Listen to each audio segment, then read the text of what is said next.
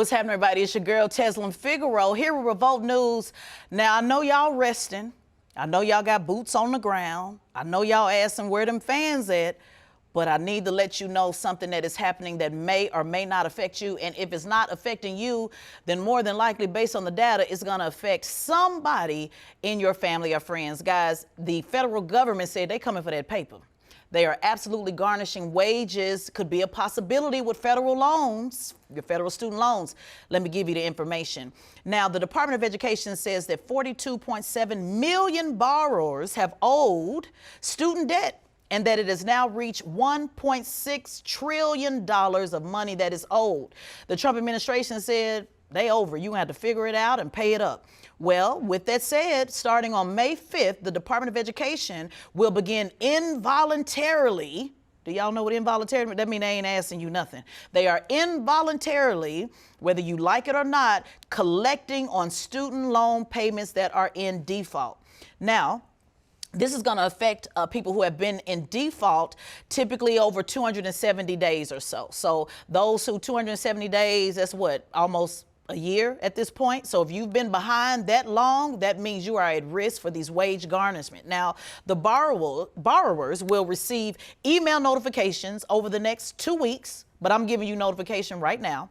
You're getting notification right now that they're going to be sending out these emails over the next 2 weeks. So make sure you check your emails. Many of you may have old Yahoo emails, maybe when you went to school a long time ago. If you have Hotmail, now if you got Hotmail email, y'all, we need to have a conversation, but you still may have Hotmail. So if you still have Hotmail, still have Yahoo, those older accounts, make sure you go back and check those emails, guys, because they're going to be reaching out to you. The department says that later this summer, notices will go out for garnishments, and they'll be sent out to roughly 5.3 million borrowers that are possibly on the line for these wage garnishments. Now, the average student owns $45,300 in student loans. Let me say again, the average student owns $45,300 in student loans. So that is most folks, you know, who have went to some level of higher education.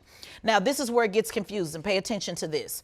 On February 18, 2025, a federal court issued a new injunction preventing the U.S. Department of Education from implementing Saving on Valuable Education, which is known as SAVE plan. They also paused a lot of the income-driven repayment plans, which I've been a part of for years. The Trump administration, basically, y'all, make it simply put, they said we pausing all of that. Remember when the Biden administration said they're pausing loans? So not only did they say we're going to take it off pause, but we're also going to pause your ability to have those flexible payment plans. Well, the good news is, as of March 26th, the court said, hold up now, y'all doing a little bit too much. You got a little bit too much chip on your dip. So they have allowed those IDR, which we call income deferment repayment plans, to go back into effect. The only problem is a lot of the institutions that were giving you those loans, because they paused it, they're having a cycle back, you know, of allowing you to fill out those recertifications or those certification programs. You really, really need to pay attention to that. So they've had to stop, start with this administration because it's been so confusing, stuff going through the courts. So the bottom line is, because that was really scary to me, guys, to be able to say that I'm willing to pay it back, but can you at least let me pay it back based upon, you know, my income? That was a scary thing. So good news on that the courts, as of now, you know, they will be offering those payment plans back, but you need to check with your whoever you got those loans from to make sure you fill out that paperwork.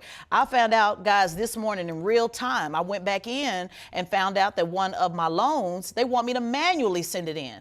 Now, every year I've always had to do recertification online. They stopped that. That's another obstacle that can get you lost and get you caught up in the sauce by literally wanting me to manually fill out the paperwork, mail it in, send out my income tax, all of that. And that's where, guys, I don't want you to get caught up, because if you're not doing that, then now you're going into default. Now you're getting a bad credit report. Now it's preventing you from getting other things. So make sure you go check that and stay on top of the borrowers. Now, again, it is available, but again, check who your loan service provider is. Now, this is what you need to know.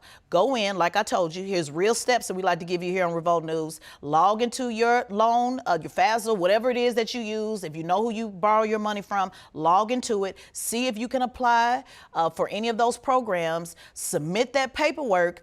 and set up, guys, even if you can do forbearance, if they allow you to do that, great. If it's income payment based upon your income, and you're just making a $50 payment, $100 payment, $200, $300. I know some of y'all got $400 or $500 payments, but at least, guys, do that. What I have learned in my experience, because I have student loans, that as long as I'm staying on top of those payments, as long as it's green, it hasn't affected my credit as far as getting homes, as far as getting loans, as far as credit cards, guys. Don't just sit up and do line dancing and think that you don't have to do this, guys. I know they saying, let's just rest. We resting and finding our peace. Well, you better find that piece of paper to submit that paperwork, because ain't nothing peaceful about not being able to get approved for your home, your loan, your house, or anything like that. Also, one way that I've been able to not have to pay back loans is by re-enrolling in school. You know, going back to school. That's usually been, I don't know what this administration gonna do moving forward, but that's usually been a way also that you can kind of, you know, get those payments adjusted. So guys, I want you to really, really pay attention to this. Your girl right here is with you on this.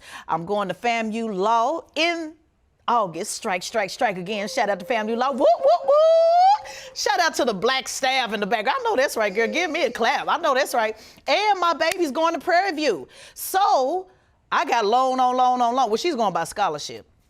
Shout out to Jada, baby. You did that. But I got to still pay mine, though. So with that said, you can rest assured I will be staying on top of this, guys, making sure that you and I are getting all of the things that we need to know in order to make sure we keep our credit straight, especially black women, y'all. Y'all know we lead in college degrees. We also lead in debt. So we got to make sure that we're staying on top of it. To my brothers, too, but I'm just giving you the data. The data is what it is. Like I always say, use it, lose it, can't make you choose it. Now, if you don't choose this, the government going to choose it for you. Did you hear what I said? I said use it, lose it, can't make you choose it. If you don't choose this information that I'm dropping on you today, they're going to choose wage garnishments. Make sure you stay tapped in and follow me on Instagram at Tezlyn Figaro and follow Revolt News. We'll see you next week. Peace.